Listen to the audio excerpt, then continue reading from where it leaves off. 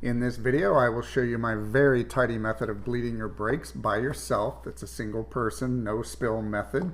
Maybe you've got some air in the lines and you would know that by your pedal going to the floor and needing a second press, or you put some components like a caliper or some stainless lines on and introduced a little air into the system, or because brake fluid loves water, and when water gets hot it goes to air. Brake fluid is definitely a powerful desiccant. Just like the silica gel packs that you get when you buy stuff, brake fluid's always trying to pull moisture out of the air. That's why when you go to the store, you'll find under the cap that the brake fluid is sealed. And I always like to check that seal, make sure my brake fluid hasn't been collecting moisture while it's sitting around waiting for me to buy it. Now, dot 3 versus dot 4. Well, dot 3 here, this one claims 460 degree boiling point and the dot 4 is claiming 510, but more important than any of that is that you put fresh fluid in your car periodically. And I'd love to say we can leave the wheels on for this job, but it's just not practical. So what I like to do is just put the car on jack stands and pop the wheels off. You could do one wheel at a time, but I just find it's much simpler to have all 4 wheels ready to go before I start the job. Now, most cars have the brake fluid reservoir on the driver's side under the hood, and we're going to be pulling old fluid out of it, so we're going to need to remove the screen. We'll use this vacuum pump. If you don't have a vacuum pump, turkey baster works fine. I put a little rubber hose on there, allows me to pinch it so it won't drip.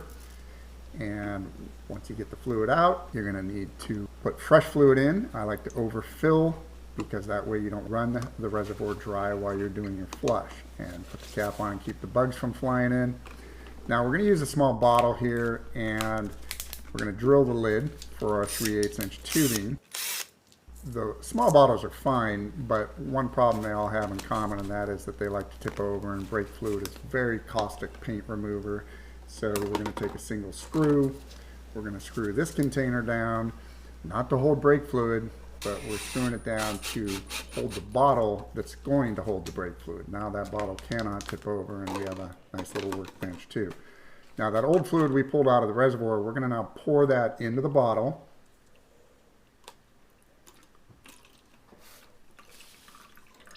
And now we're going to take our 3/8 inch tube and we're going to push that all the way to the bottom of the bottle so it stays under that fluid. And don't worry, more fluid's going to be coming into that bottle soon. So this is our little bleeder tool, and here's a quick tour of your brake system. Right underneath the reservoir you've got a master cylinder with 2 outlets, a primary and a secondary. That's going to be your front and rear brakes. And here's the ABS, secondary, primary. And this is your rear brake, front brake here. And then the ABS splits those into the 4 lines that go to your wheels.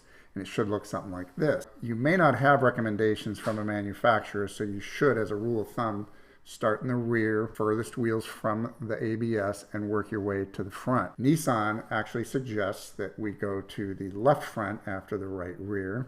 That probably has to do with the ABS system and those 2 lines coming out of the master cylinder. And then we'll do the left rear and the right front. So let's get started on the right rear. Now, before I start any brake bleed, I like to make sure that all of the bleeder valves are sealed at the base. And so I'm using some heavy wheel bearing grease here on a cotton swab. And you'll notice I'm just going to go ahead and surround the base of it at the thread with the grease. And that just prevents any air from getting past those threads when you open up the bleeder valve. So let's go ahead and connect the tube, open up the valve, and before we do the flush, we want to make sure that the tube rises higher than the bleeder valve.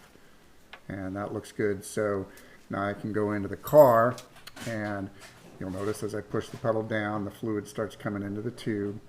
And I'm not going to show all of this, but this is the furthest wheel from the ABS. So it's probably going to take you about 6 to 10 pumps to get fresh fluid from the master cylinder.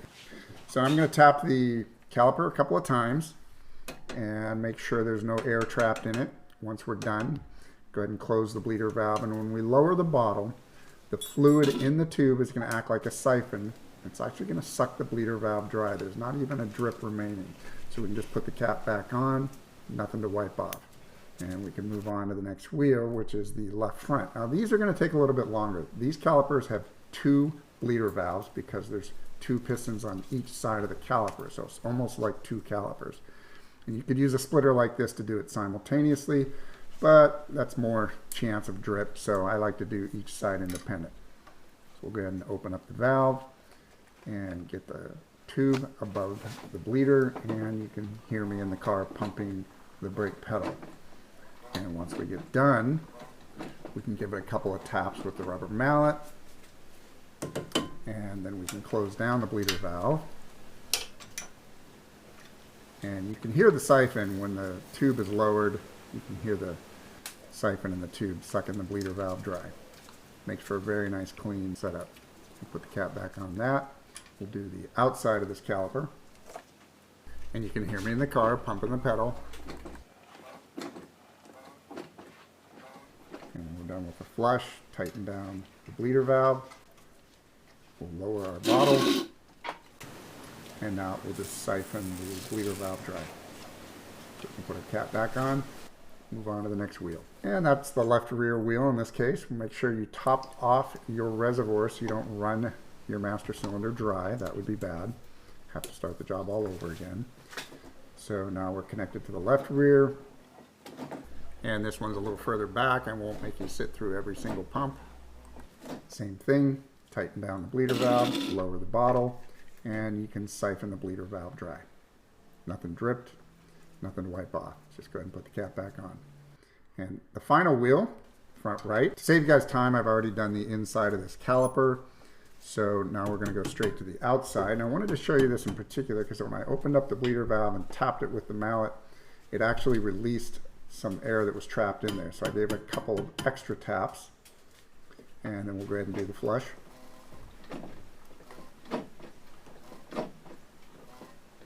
And same thing, when we're done, close down the bleeder valve, lower the bottle, and siphons it dry. Now we can put the screen back into the reservoir. Make sure your level's correct.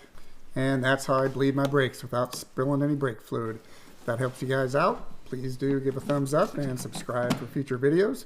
And to help out anybody else trying to do this, please do share this video. Thanks for watching.